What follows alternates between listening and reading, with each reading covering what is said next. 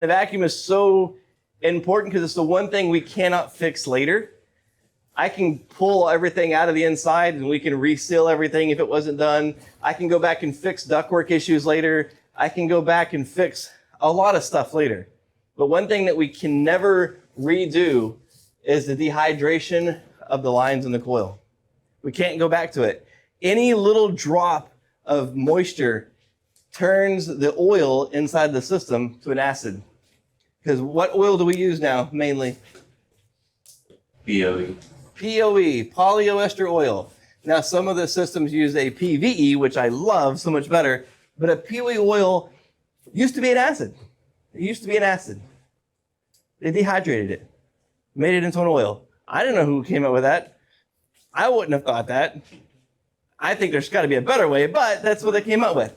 And it's a great oil. It has really good thermodynamic properties. So it doesn't actually stop heat transfer as it's going through the coil. So it's better at heat transfer than mineral oil, and mineral oil can't flow with the other refrigerants, so they had to use something else, so they used POE oil. And it's fantastic. It's a better lubricant for the compressor. It's kind of like a friend of mine I had. He was a super nice guy. He'd give you the shirt off his back. Hardworking, worked overtime, provided for his family, helped out with volunteer stuff. Super good guy. And then this guy, he's like, oh yeah, super nice guy. Yay, happy. And then you give him just a little bit of meth, and then he starts destroying his whole entire life and everything around him, and everything is horrible, and he steals, and he gets locked up in jail, and he gets his kids taken away, and life turns really, really bad.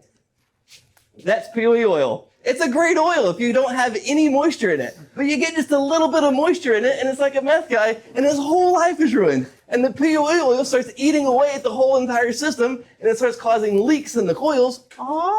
Starts causing leaks in the coils, and that acid eats away at the copper, and you start getting these little pinhole leaks in your refrigerant lines, and those little, all that little copper that it etched away gets hung up in the compressor, and then it sticks to the hottest part of the compressor. It starts copper plating. And you cut open a compressor, like, oh, look, it's this beautiful copper plated. No, it's because somebody at some point in time didn't pull a good vacuum or didn't purge your hoses, and you got acid.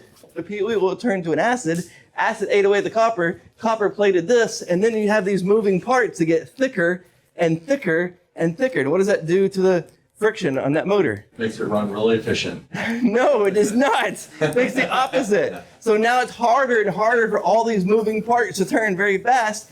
And because you have all of these scroll pieces that need to move very quickly, you also remove the oil. The oil can't get between those moving parts. So all of your bearings inside of here, sleeve bearings, now the metal gets thicker, and now you get less oil inside of there. So now the compressor is having a harder and harder time turning, and it's creating more heat, and it's using more amperage.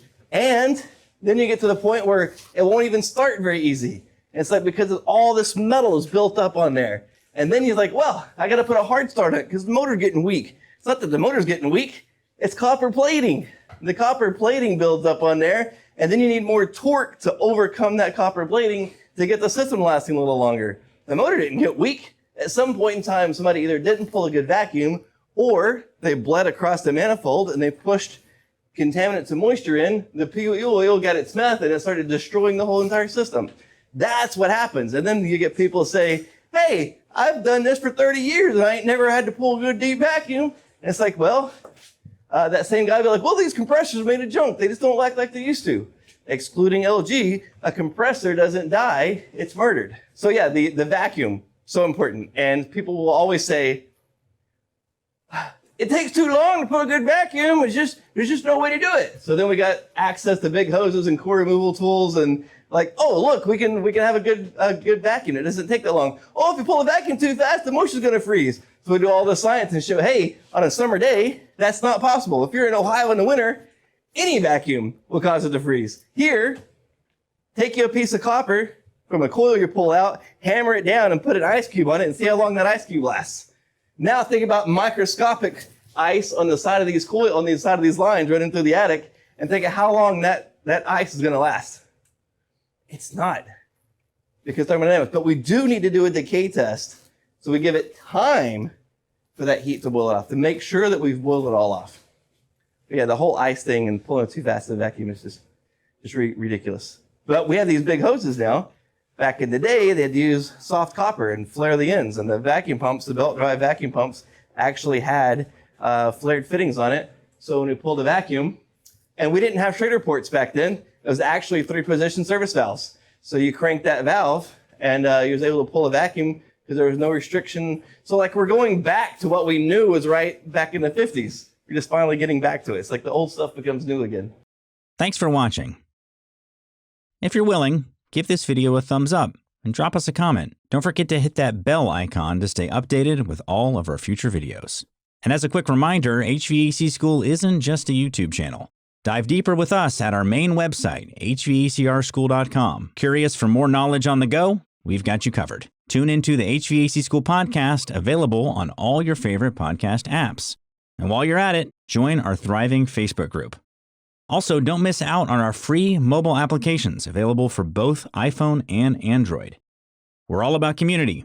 For techs, by techs.